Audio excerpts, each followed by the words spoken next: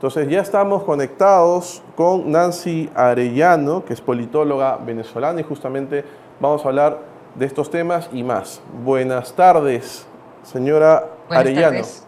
Nancy, bueno, la primera impresión, ¿cómo tomas esta incursión primero del gobierno americano a Venezuela? Bueno, Fernando, en líneas generales, el hecho de que se esté buscando trabajar un escenario tan complejo, tan sui generis, el caso venezolano es absolutamente sui generis, por el hecho de haberse configurado un estado híbrido, donde los poderes paraestatales, la relación con la FARC, el ELN, Hezbolá, imbricado en el gobierno y el crimen organizado transnacional, pues evidentemente constituye un desafío fuera del escenario tradicional de las relaciones internacionales.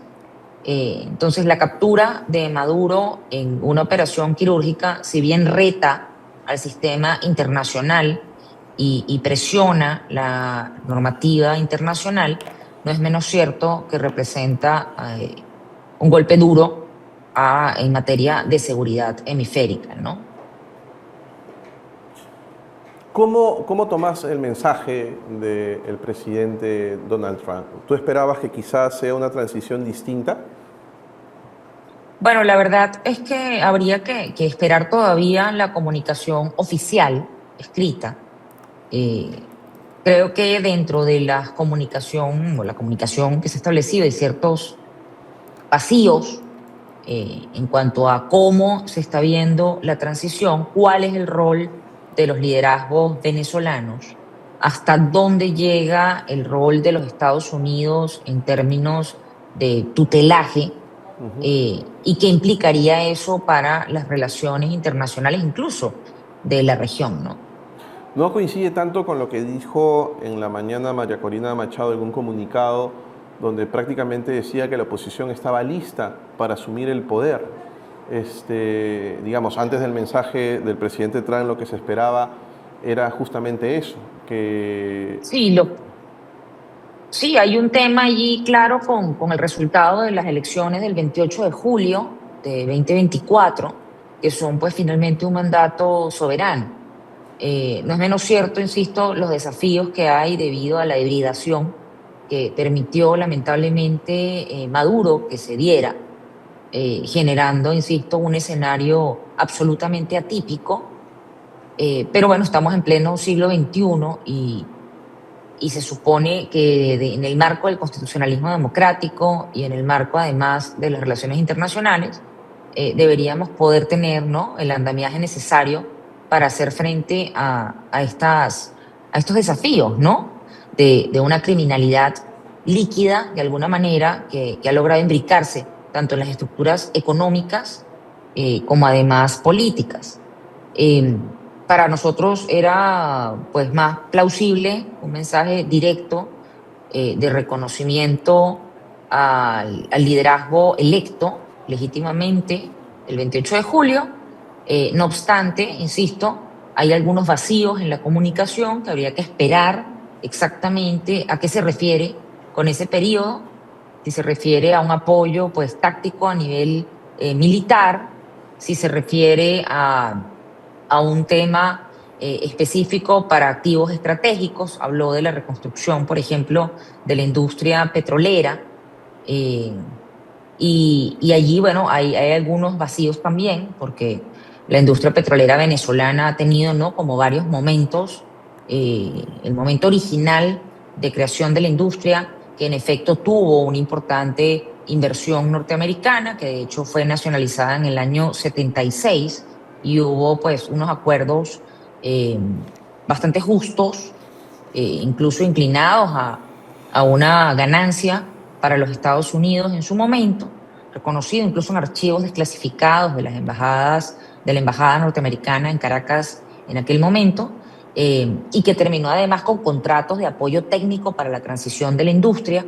Y por supuesto, sí, los casos posteriores de expropiación durante el chavismo, que corresponden a una porción, ¿no?, mucho más pequeña en cuanto al tamaño, digamos, de la inversión norteamericana en territorio venezolano.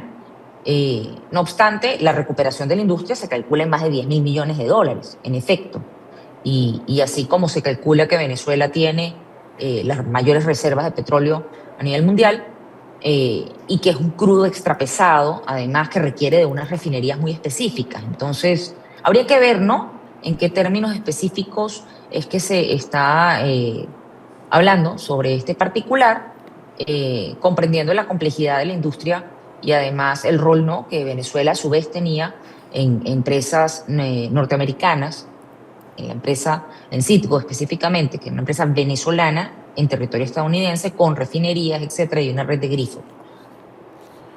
¿Tienes alguna información, digamos, de Venezuela? ¿Cómo está viviendo este momento?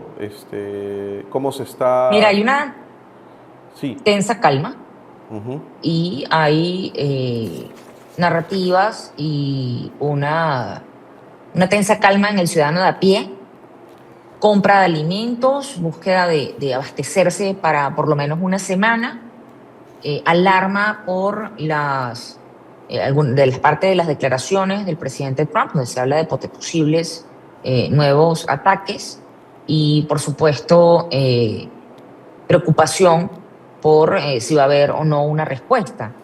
Del lado de los militares no ha habido mayor presencia. Ha habido algunas pequeñas concentraciones de personas afectas al régimen que han estado dando pues declaraciones mediáticas.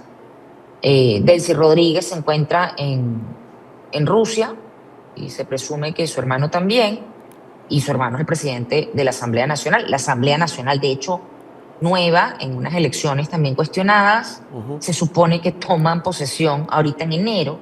Entonces, o sea, hay una configuración, insisto, de vacío de poder profundamente preocupante, y por eso es que es importante esperar para comprender a qué se refiere el presidente Trump con este tema, porque insisto que el desafío frente al vacío en la Asamblea también representa un desafío para la propia juramentación de, por ejemplo, Edmundo González como presidente electo.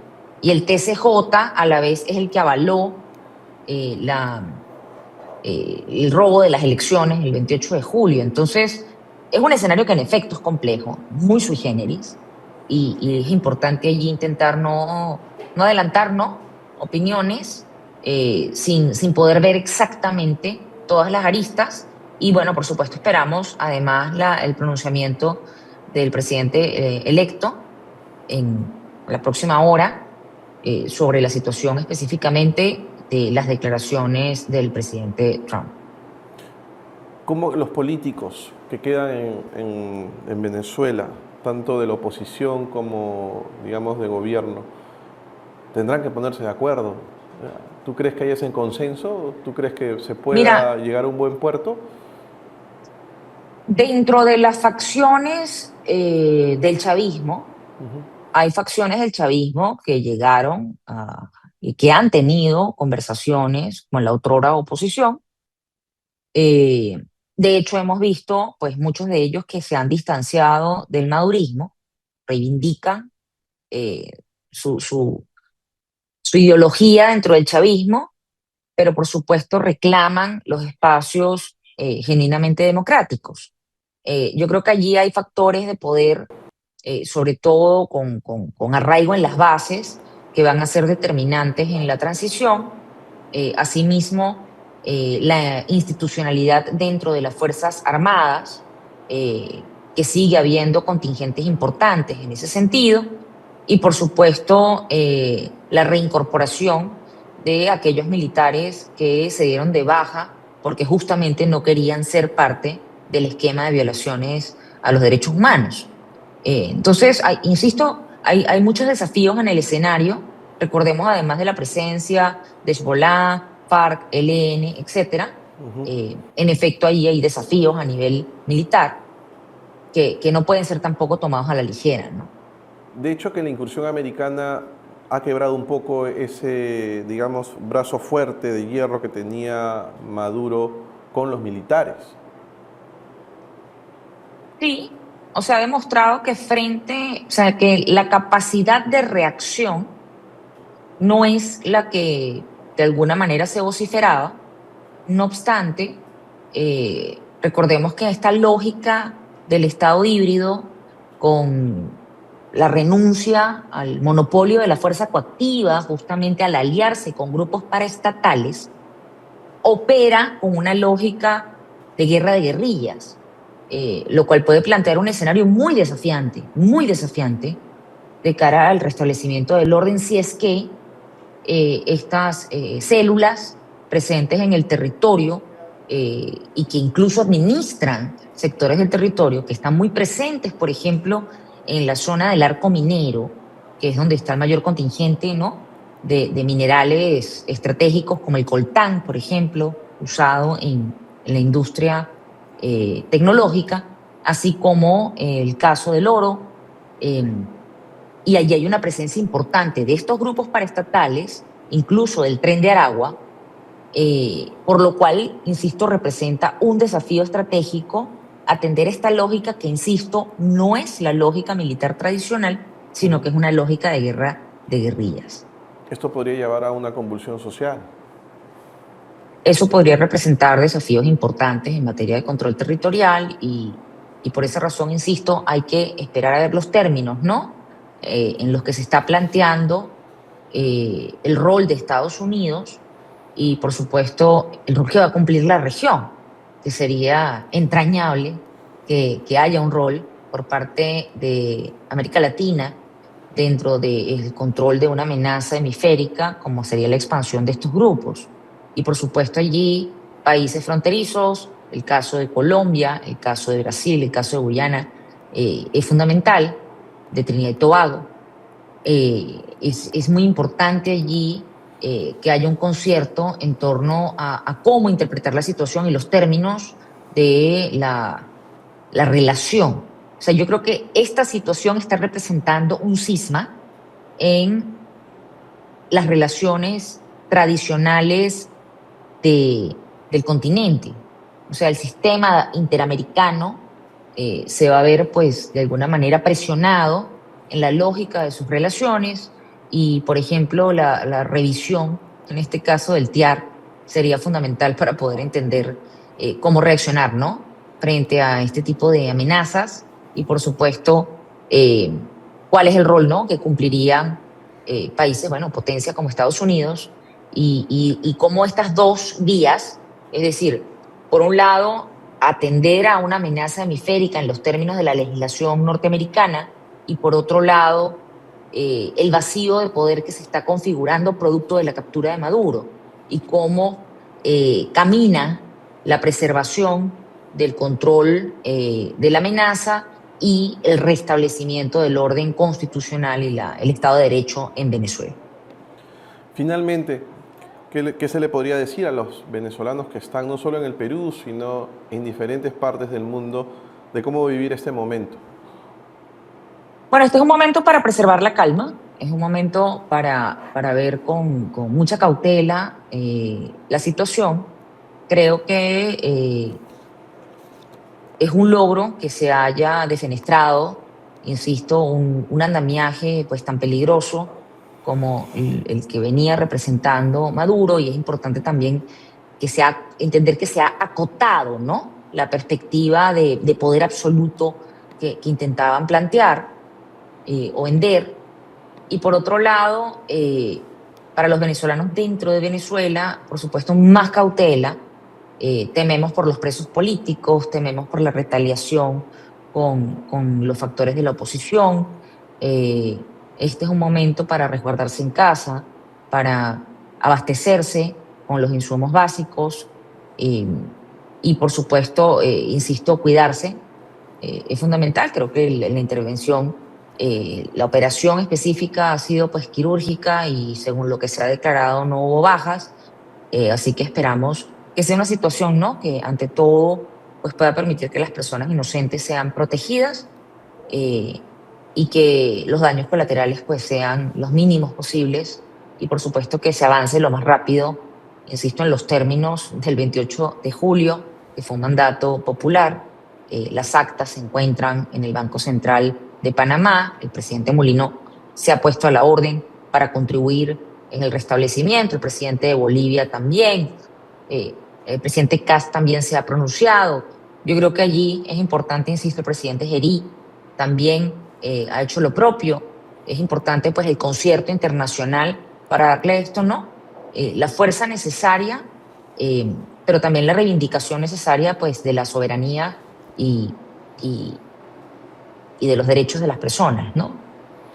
Bien, Nancy, ha sido un gusto. Nancy Arellano ha estado con nosotros, miembro del Movimiento Ciudadano Venezolanos en el Mundo y experta en política y relaciones internacionales. Este tema da para más, aún no ha terminado. Como dice Nancy, hay que esperar, digamos, que se vaya aclarando el panorama y podamos ir sabiendo cómo finalmente se va a establecer este nuevo status quo en Venezuela, cómo se va a establecer el orden político, el orden económico, que es importante no solo para el país, sino para, digamos, toda Latinoamérica, que está a la expectativa de lo que pueda pasar con nuestros hermanos venezolanos. En el Perú hay muchos que están, digamos, siguiendo este tema porque tienen familia en Venezuela. Hay muchos que no han podido regresar a Venezuela por este régimen. Hay otros que sí lo han hecho, que han tenido que pasar un sinfín de peripecias para poder llegar y ver a su familia después de un tiempo. Entonces, es una realidad cruda y es, digamos, una realidad que por lo menos hasta esta etapa ha llegado a su fin con la caída de Maduro.